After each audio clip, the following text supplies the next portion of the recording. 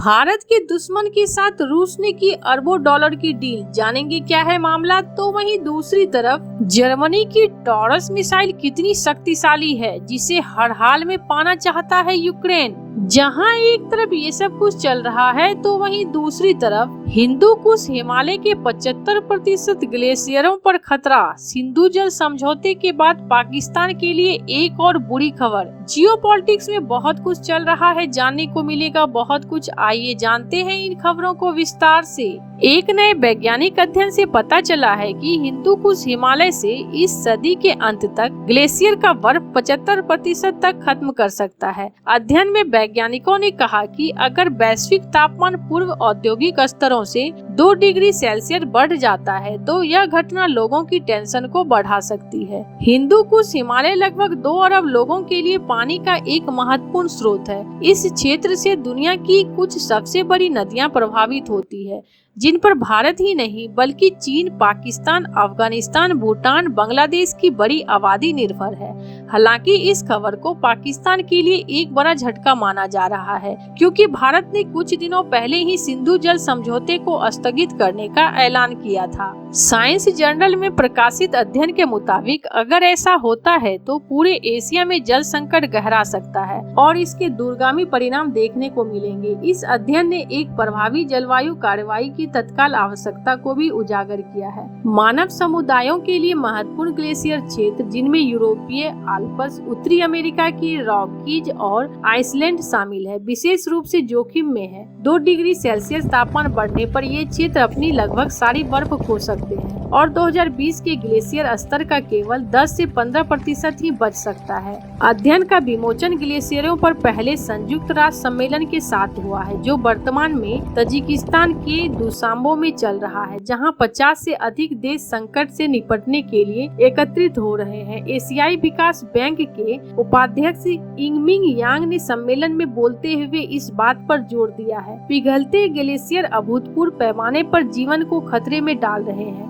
जिसमें एशिया में 2 बिलियन से अधिक लोगों की आजीविका भी शामिल है। ग्रह वार्मिंग उत्सर्जन को कम करने के लिए स्वच्छ ऊर्जा पर स्विच करना ग्लेशियरों के पिघलने को धीमी करने का सबसे प्रभावी तरीका है। शोधकर्ताओं ने विभिन्न वार्मिंग परिदृश्यों के तहत दुनिया भर में 2 लाख से अधिक ग्लेशियरों के भाग्य का आकलन करने के लिए 8 ग्लेशियर मॉडल का उपयोग किया। उनमें विश्लेषण से पता चलता है कि ग्लेशियर का द्रव्यमान दशकों तक तेजी से घटेगा, भले ही तापमान स्थिर हो जाए, जिसका दीर्घकालीन प्रभाव सदियों तक बना रहेगा। सह प्रमुख लेखक डॉक्टर हेरी जैकोलॉरी ने कहा, हमारा अध्ययन यह स्पष्ट रूप से स्पष्ट करता है कि 1 डिग्री का हर अंश मायने रखता है। वैज्ञानिकों ने चेतावनी दी है कि आज किए गए विकल्प दुनिया के ग्लेशियरों और उन पर निर्भर अरबों लोगों का भविष्य तय करेंगे। तो वहीं दूसरी तरफ यूक्रेन के राष्ट्रपति व्लादिमीर जेलेंस्की ने बर्लिन में जर्मनी के नवनियुक्त चांसलर फ्रेडरिक मर्ज से मुलाकात की है। इस दौरान उन्होंने जर्मनी के टॉरस मिसाइल की मांग की। जेलेंस्की ने यह मांग तब की है जब कुछ दिनों पहले मर्ज ने कहा था कि कीव के पश्चिमी सहयोगियों ने अपने मिसाइलों पर सीमा प्रतिबंध हटा लिए हैं और यूक्रेन को रूसी क्षेत्र के अंदर तक हमला करने के लिए उनका उपयोग करने की अनुमति देंगे। मर्ज ने ये ऐलान तब किया जब रूस ने यूक्रेन में भारी हवाई हमले किए। हालांकि रूस ने भी यूक्रेन पर ड्रोन हमले का आरोप लगाया है। मर्ज के इस बयान के बाद उम्मीद जताई जा रही है कि जर्मनी यूक्रेन को टॉरस मिसाइल दे सकता है, जिसका कीव में लंबे समय से मांग की जा रही है। हालांकि मर्ज ने बुधवार जेलेंस्की के साथ वादा किया कि जर्मनी उनके देश को उससे क्षेत्र में लंबी दूरी की मिसाइलें विकसित करने में मदद करेगा। उन्होंने टॉरस के बारे में कोई प्रतिबद्धता नहीं जताई। जर्मनी यूक्रेन का एक प्रमुख समर्थक रहा है और संयुक्त राज्य अमेरिका के बाद सैन्य सहायता का दूसरा सबसे बड़ा आपूर्तिकर्ता है। हालांकि पूर्व चांसलर ओलाफ स्कोल्स कीव की टॉरस मिसाइलों की आपूर्ति करने के लिए अनिच्छुक थे, क्योंकि वह नहीं चाहते थे कि जर्मनी सीधे यूक्रेन युद्ध में शामिल हो।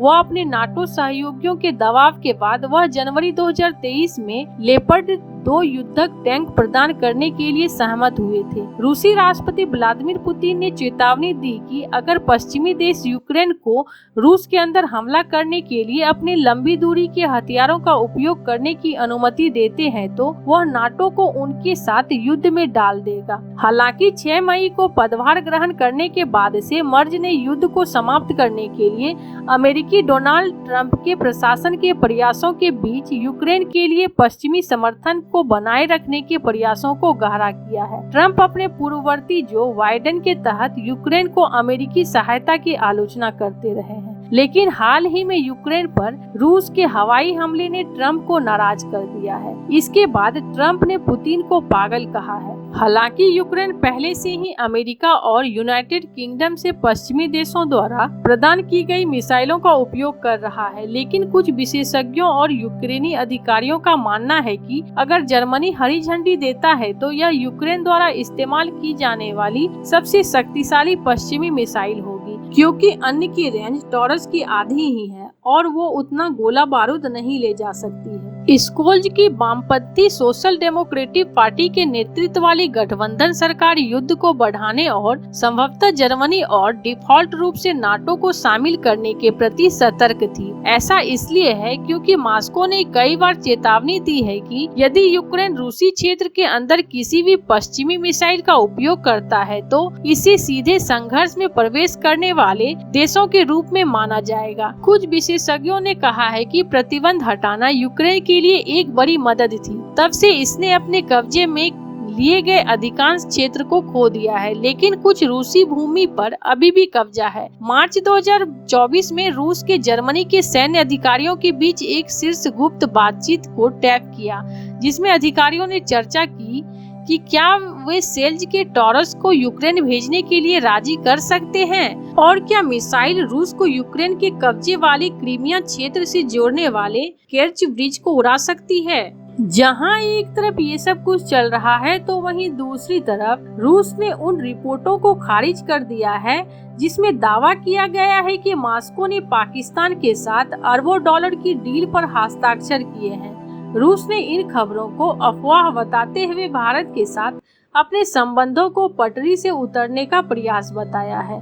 इसके पहले पाकिस्तान के एक मीडिया आउटलेट ने दावा किया था कि रूस और पाकिस्तान ने कराची में सोवियत युग के एक स्टील प्लांट की फिर से शुरू करने के लिए एक समझौते को अंतिम रूप दिया है। 1970 के दशक में सोवियत संघ ने पाकिस्तान स्टील मिल्स को डिजाइन और वित्त पोषित किया था। कुछ रिपोर्ट में दावा किया गया है कि दोनों देशों के बीच 2.6 अरब डॉलर के सौदे पर हस्ताक्षर किए गए हैं। हालांकि रूस ने पाकिस्तान की मीडिया में आ रही रिपोर्ट को फर्जी बताया है।